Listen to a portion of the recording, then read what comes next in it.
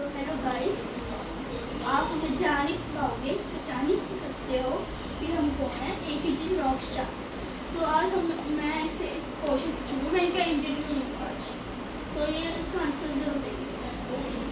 So question I will ask, so how to be happy, always be happy, Always be happy. Don't be sad. Enjoy everything you are doing or going to do.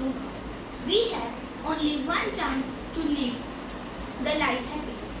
Always practice and enjoy new things you are living or doing to do.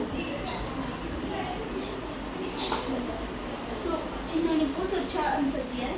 सो आप इनके लिए clapping करना और इनके लिए ज़रूर like करना और कमेंट भी, शेयर भी और कमेंट ज़रूर करना और अपने रिलेटिव्स और फ्रेंड्स को ये वीडियो ज़रूर शेयर करना।